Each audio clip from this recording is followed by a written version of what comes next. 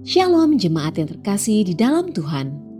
Judul renungan kita hari ini adalah Orang yang dibenarkan dan diperkenan oleh Tuhan. Bagian firman Tuhan yang akan melandasi renungan kita bersama terambil dari Ayub 1 ayat 9-11, terjemahan baru yang berbunyi demikian. Lalu jawab iblis kepada Tuhan, "Apakah dengan tidak mendapat apa-apa Ayub takut akan Allah? Bukankah engkau yang membuat pagar sekeliling dia dan rumahnya serta segala yang dimilikinya?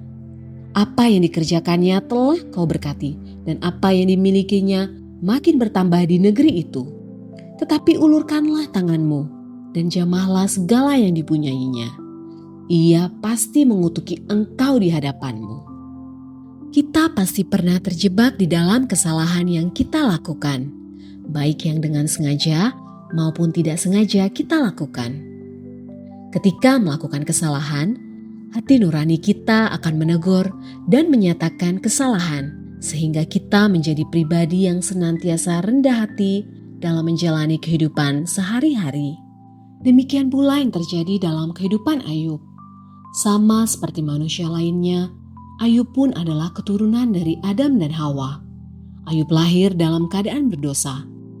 Tetapi Alkitab memberikan pengantar dalam kitab Ayub bahwa ia adalah seorang yang saleh dan jujur. Ia takut akan Allah dan menjauhi kejahatan.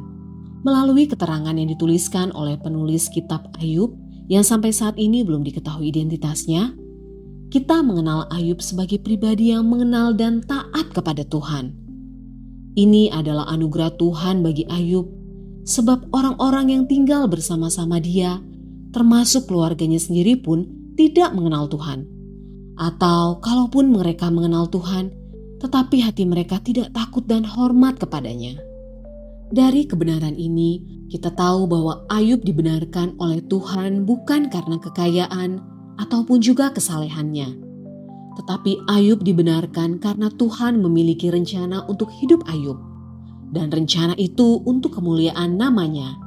Rencana itu dimulai dengan Tuhan memberkati pekerjaan tangan Ayub, sehingga kekayaannya terus semakin bertambah, dan Alkitab mencatat bahwa ia adalah yang terkaya dari semua orang di sebelah timur.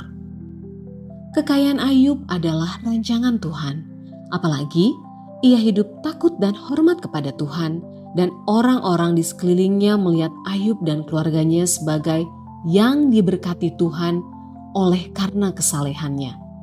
Sehingga orang-orang mengambil kesimpulan bahwa ketika mereka hidup saleh, mereka akan diberkati oleh Tuhan. Dengan kata lain, kita harus berbuat sesuatu agar diperkenan Tuhan. Padahal tidaklah demikian. Jika Tuhan berkenan kepada kita, itu adalah anugerahnya bagi kita. Dan anugerah Tuhan itu tidak memandang apapun dari dalam diri kita. Di zaman sekarang, kita melihat bahwa banyak orang kaya yang diperkenan Tuhan. Tetapi ada juga yang tidak diperkenan Tuhan. Kita juga melihat banyak orang miskin yang diperkenan Tuhan. Tetapi ada juga yang tidak diperkenankannya. Ada yang berpendidikan tinggi diperkenan Tuhan. Namun ada juga yang pendidikannya tidak terlalu tinggi tetapi diperkenan Tuhan. Sungguh, anugerah Tuhan tidak memandang apapun dalam diri kita. Hanya saja, manusialah yang membangun konsep bahwa jika ingin diperkenan Tuhan, harus melakukan ini dan melakukan itu. Padahal, tidaklah demikian. Semua murni anugerah Tuhan dan tidak ada campur tangan manusia di dalamnya. Pertanyaan untuk kita renungkan bersama. Bagaimana kita melihat tanda perkenanan Tuhan dalam hidup kita? Adakah kita melakukan sesuatu untuk memperolehnya? Ataukah itu murni anugerah Tuhan bagi kita?